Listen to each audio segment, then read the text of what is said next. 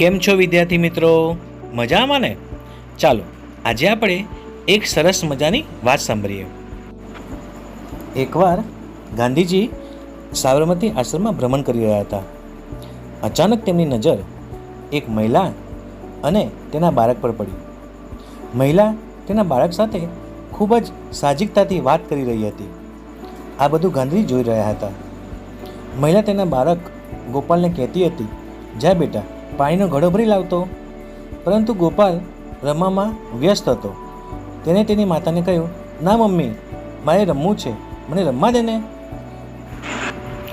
ગોપાલની માતાએ કહ્યું, તું પહેલાં પાણીનો ઘડો ભરી લાવ, પછી તું રમજે. પરંતુ ગોપાલ તેની માતાની વાત માનતો ન હતો. તે કહેતો હતો, મારે રમવું છે, મને રમવા દે ને. આ વાતો ગાંધીજીએ સાંભળી. તેમને થયું, આ બાળક પોતાની માતાની આજ્ઞાનું પાલન કરતો નથી.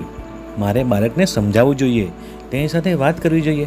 એવું વિચારી ગાંધીજી તેમની પાસે ગયા.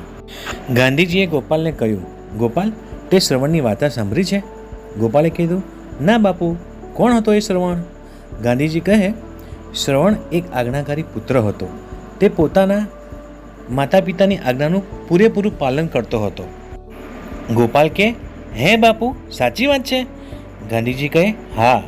એકવાર શ્રવણના માતા પિતાએ યાત્રા કરવાની વાત કરી અને કહ્યું કે આપણે યાત્રા કરવા જવું છે. પણ શ્રવણ આપણને કેવી રીતે યાત્રા કરાવી શકશે? કેમ કે આપણે બંને તો અંધ છીએ.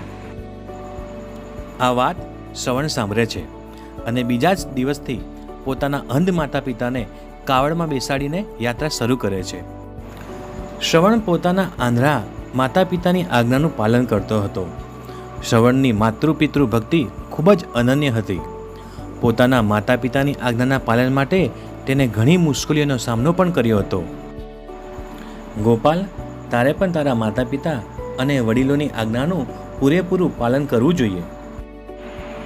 ગોપાલે કીધું, હા બાપુ, ચોક્કસ. હવેથી હું જરૂરથી આજ્ઞાનું પાલન કરીશ. હવેથી હું પણ મારા માતા પિતા અને વડીલોની વાતને માન આપીશ. તેમની આજ્ઞાઓનું પાલન કરીશ. સૌનો આદર કરીશ, તેમજ તેમને માન સન્માન આપીશ. આવી ઘણી બધી રીતે ગાંધીજીએ બાળકોમાં આદર્શ જીવનના ગુણોનું સિંચન કર્યું હતું. આવજો વિદ્યાર્થી મિત્રો, ફરી મળીશું એક નવી વાર્તા સાથે.